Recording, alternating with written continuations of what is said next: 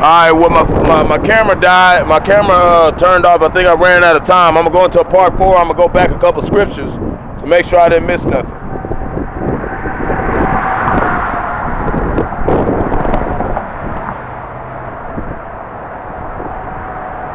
So I'm going to start back.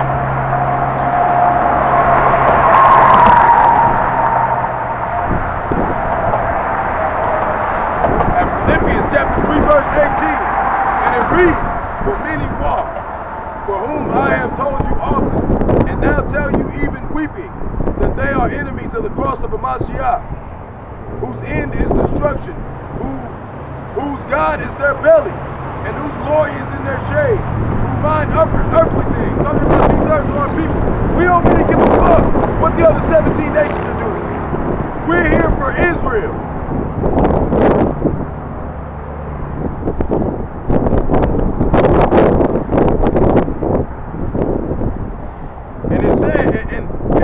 I had somebody try to come up and say, two people that tried to say, hey, well, since you're not circumcised, you can't be saved. That's not true. According to the apostles and elders of Great Millstone, that's not true. It's through grace and faith, and our works is what will gain us our salvation. I'm not saying that our works, like putting on fringes and going to do camp, that's not going to save us. It's our faith and our grace, but it said faith without works is dead. This is part of our faith, doing it. And another thing, like I said, they don't understand when it's talking about circumcision. It's talking about in the spirit. Now you got some brothers that'll tell you, yeah, it might be wise to go get circumcised. It's following the righteous acts. Well, that doesn't, we're under grace. We don't have to follow all the acts. We got to do it to the best of our ability. Lord willing, I can come across some time to go get that handle. And Lord willing, I should be able to. You know, I'm getting myself together. Lord's balancing me out. Building me up. But that's just something to help edify the brothers that maybe, just like me, that had a situation like me. My father did not circumcise me when I was born. In fact, that he did not do that, you got to remember in Exodus, it talks about in chapter 6, verse 24, about how the Lord was going to go kill Moses for him not circumcising his son. He didn't get mad at the son, he got mad at the father because that was the father's job, not his son. But still, now I'm grown, Lord willing, I get the time and the money and the means to be able to go with that. But it's not something that's going to save me. Like if I'm not part of the chosen, if I'm not part of the elect, I can go get circumcised and still die. It's all about enduring to the end and remaining in your faith and doing everything you can to the best of your ability to be under grace. If you have to follow all the law to be saved, then you're screwed. Because sometimes we got to go to work on the Sabbath. We will be killed. Lord, take us out. It's not about that. They try to go by the law, and they don't even follow the law themselves. So what you saying? You gonna got to? That's why I be like, these people don't live by faith. They only live by carnal means.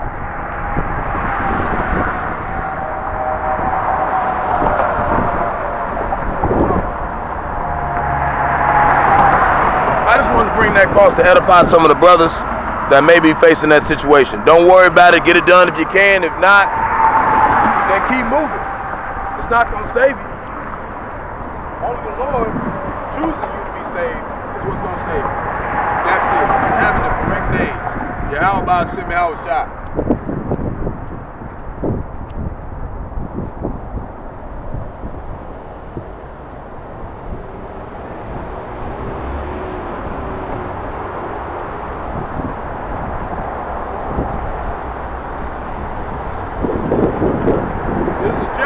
Chapter 31, verse 34. Make sure I didn't miss nothing. And it reads, and they shall teach no more every man his neighbor. So when we're in the new covenant, which is Yahawashi coming back down and giving us these new bodies, Lord willing, that's the new covenant. We're not in the new covenant yet. We're still in the Old Testament. But we're under grace. So so we don't get destroyed. They try to say, oh, well, you need to get circumcised to be saved. Okay, well, it says also, if a man sleep with a man, he get put to death. It's a whole bunch of motherfucking maggots with an F out here doing a bunch of nasty shit. Why ain't they dead? Continuing, and every man, his brother, say, know the Lord, for they shall know me from the least of them to the greatest of them, saith the Lord. For I will forgive their iniquity, and I will remember their sin no more. 35, and it reads, thus saith the Lord, which giveth the sun for a light by day, and the ordinance of the moon, and the stars for a light by night, which divideth the sea from the waves thereof roar. The Lord of hosts is his name. Verse 36, if those ordinances depart from before me, saith the Lord, even the seed of Israel shall also cease from being a nation before me.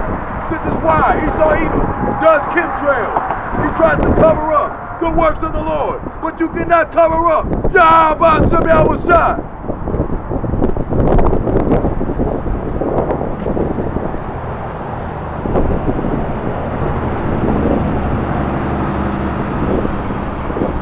Chapter 68, verse 19.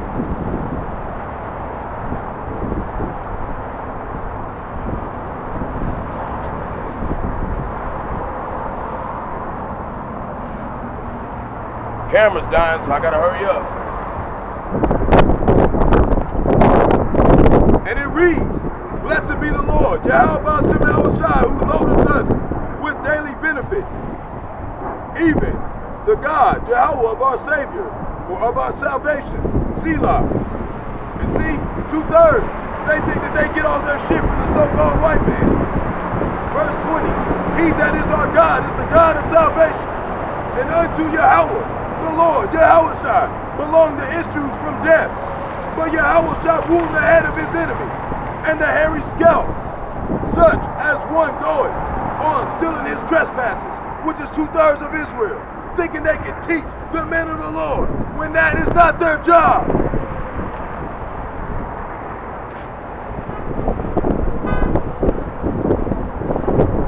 Revelation, chapter 13, verse 2.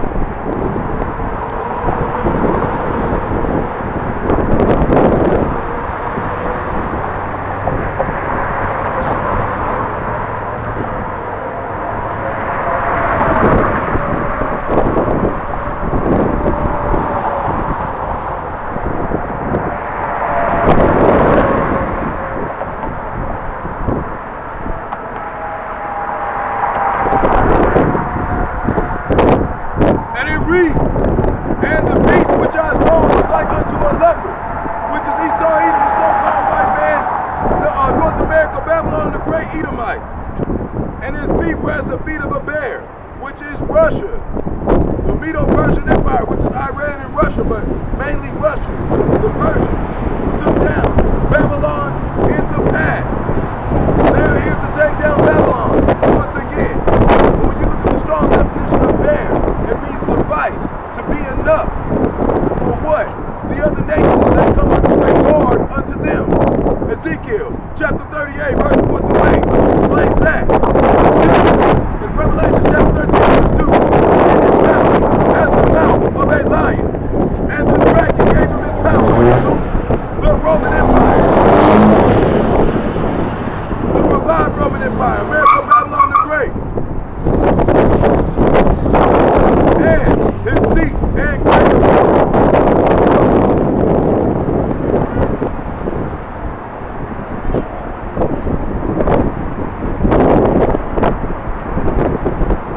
We're going to read Ezekiel chapter 38, verse 4 through 8.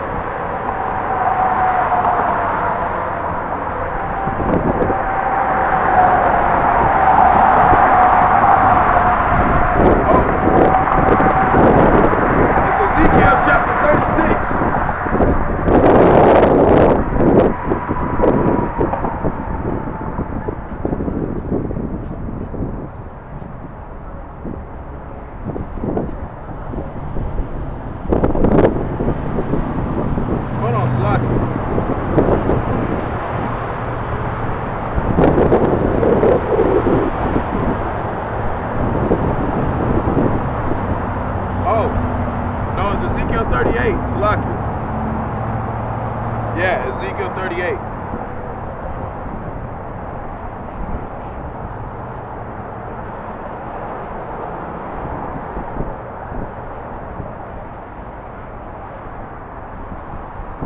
And it reads, and I will turn thee back and put hooks into thy jaws, which is turning Russia into that old Soviet Union spirit. And I will bring thee forth and all thine army, horses and horsemen, which is that military power. All of them clothed with all sorts of armor, even a great company with bucklers and shields. All of them handling swords, Persia, Ethiopia, and Libya with them. All of them with shields and helmets. Gomer and all his bands, and the house of Togarmah, of the north quarters, and all his bands, and many people with him, which is also including the BRICS nations.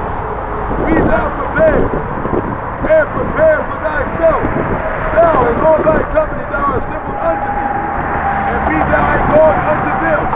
After many days thou shalt be visited. In the latter years thou shalt come into the land that is brought back from the sword and is gathered out of many peoples against the mountains of Israel, which have been always waste. But it is brought forth out of the nations, and they shall dwell safely in them.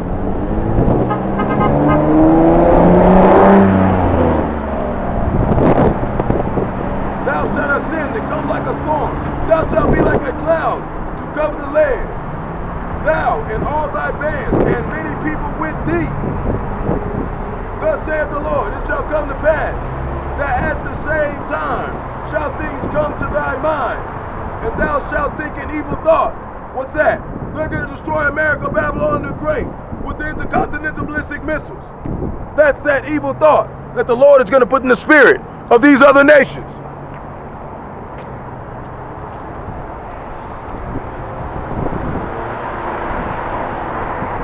Luke chapter 18, verse 6.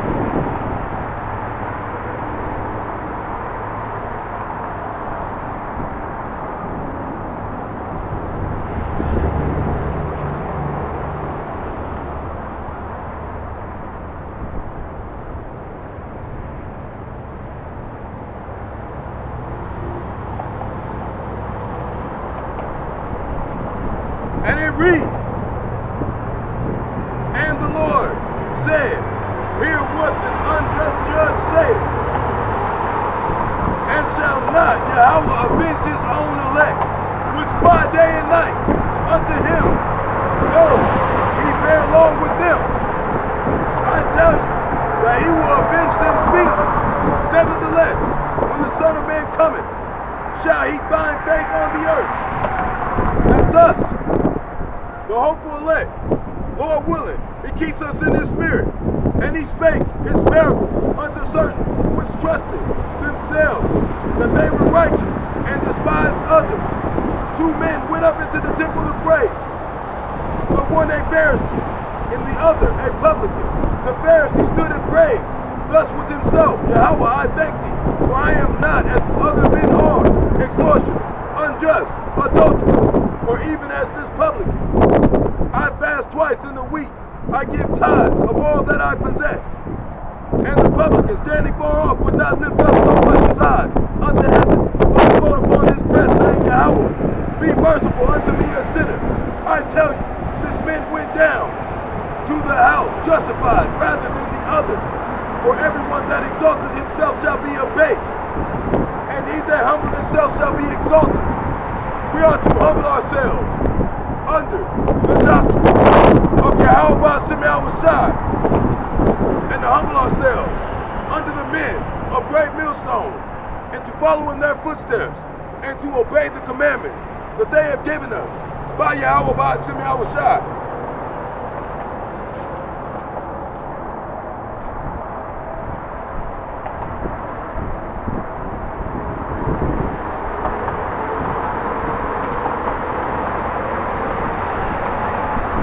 Isaiah chapter 3, verse 13.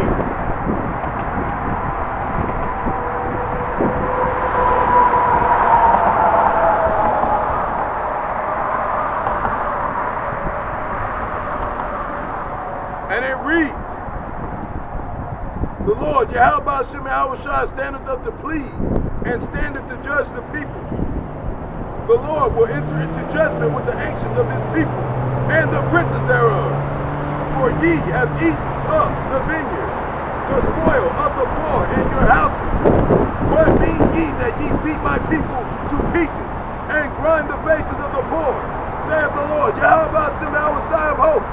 Moreover, the Lord saith, because the daughters of Zion are hardy, and walk with strength for necks and wanting eyes, wanting and mincing as they go, and making a kindling with